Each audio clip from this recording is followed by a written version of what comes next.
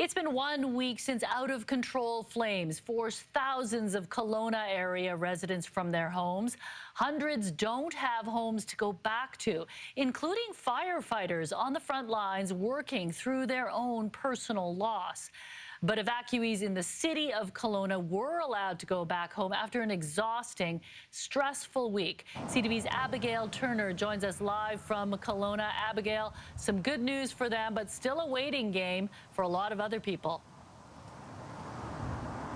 Yes, definitely a waiting game, mi-jung. We spoke to lots of folks today who were actually given the okay to go back to their homes. This road here behind me was one of those spots, but there was some miscommunication between the city and officials in terms of those roadblocks. However, it's since been opened and people feeling quite relieved that you can really see these are cars driving into their homes likely for the very first time in a week. It's been 1 week of emotionally draining days for people in the Kelowna area who've been evacuated from their homes. But on Thursday, residents were given a glimmer of hope. Yeah, everything turned out good. We got our house. A lot of people don't. Frank Hillibrand was relieved when he was able to return home. When he saw flames growing across his street, he quickly installed an irrigation system around his house. You don't think, right? You just get your stuff and go, right? As soon as I turned the water on, we left.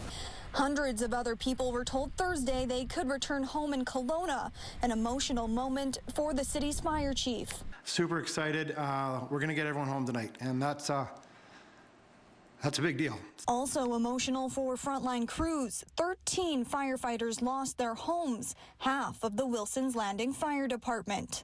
It was a violent event. The world shattered.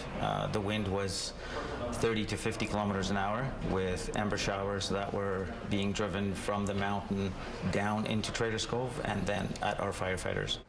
Meanwhile, people desperate to get home faced communication problems. They received word the order was lifted, but weren't allowed in. I mean, I know they have to take precautions, but now we've been told, watch the app, watch the app. We're watching the app like a hawk. It says we're free to go back, we're under alert, and now we can't even go in. So further communication mess. Eventually, the roadblocks were lifted.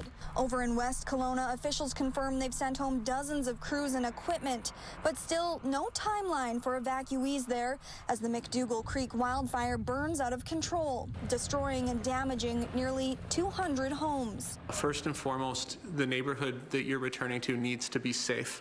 The fire needs to be out. We need to have addressed debris and hazards. The neighborhood needs to be protected with either mop-up and extinguishment completed and perhaps even a fire guard in place.